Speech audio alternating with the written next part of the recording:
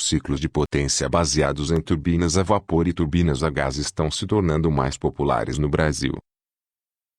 Julgue os seguintes itens. Quanto ao aumento do rendimento térmico desses ciclos. Item 117. No ciclo de turbina a gás com diversos estágios de compressão, é possível algum ganho de eficiência ao se pré-aquecer o ar entre os estágios, por meio de regeneração, valendo-se da elevada temperatura dos gases de descarga da turbina, após a expansão final. Solução. Afirmação do item. Reticências. Diversos estágios de compressão. Reticências. Pré-aquecer o ar entre os estágios. Reticências. O trocador de calor, regenerador, é utilizado para aquecer o ar que sai do compressor e que se injeta na câmara de combustão, às custas do calor contido nos gases de escape que saem da turbina a gás, aumentando o rendimento. Ver figura 01. Item errado. Item 118. No ciclo Rankine, pode-se aumentar o seu rendimento, reduzindo-se a pressão de condensação ou superaquecendo o vapor a níveis de temperatura mais elevados ou elevando-se a pressão na caldeira em combinação com reaquecimento ou pela combinação de todas essas propostas. Solução. O ciclo de Rankine ideal, figura 02, não envolve nenhuma irreversibilidade interna e consiste nos 4 processos seguintes. 1 a 2. Compressão isentrópica em uma bomba. 2 a 3. Fornecimento de calor a pressão constante em uma caldeira. 3 a 4. Expansão isentrópica em uma turbina. 4 a 1. Rejeição de calor a pressão constante em um condensador. A ideia básica por trás de todas as modificações propostas para aumentar a eficiência térmica de um ciclo de potência é a mesma. Aumentar a temperatura média na qual o calor é transferido para o fluido de trabalho na caldeira ou diminuir a temperatura média na qual o calor é rejeitado do fluido de trabalho no condensador.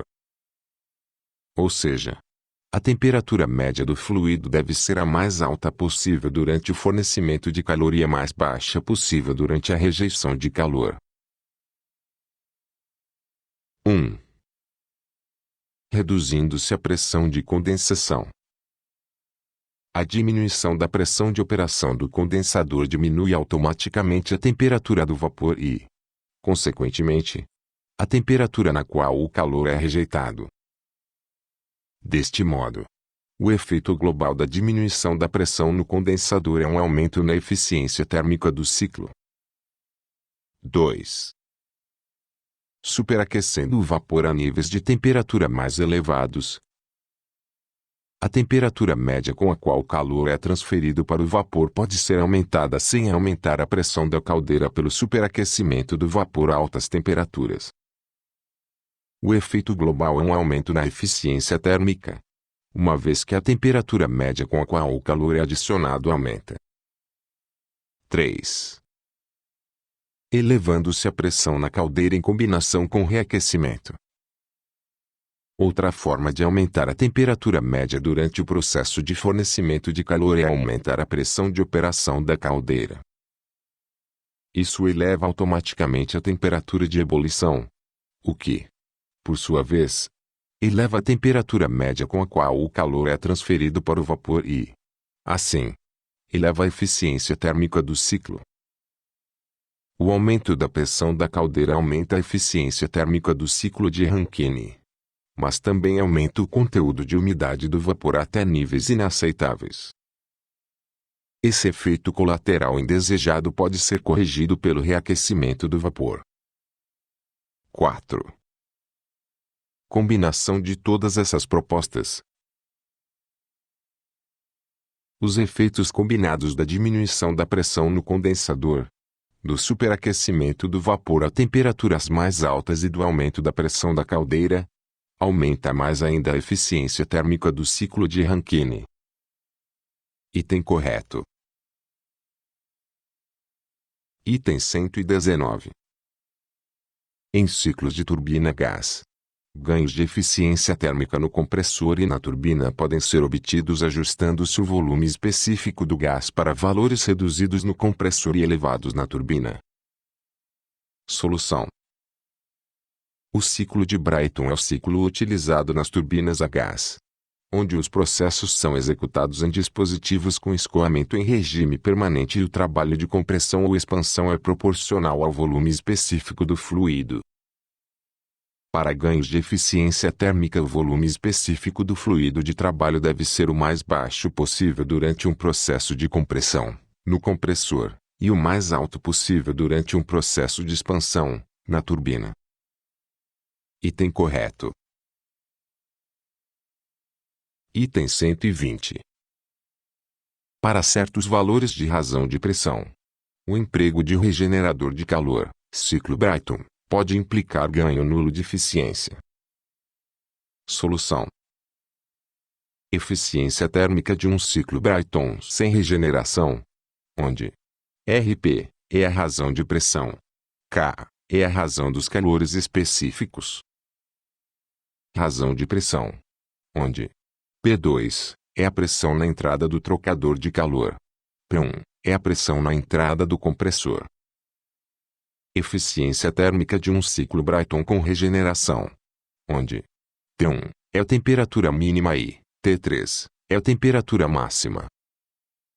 Ganho de eficiência com o regenerador. Ganho de eficiência igual a zero. Condição para ganho de eficiência igual a zero. A eficiência térmica para Brayton com e sem regeneração é mostrada na figura 03 para diversas razões de pressão e relações entre temperaturas mínimas e máximas.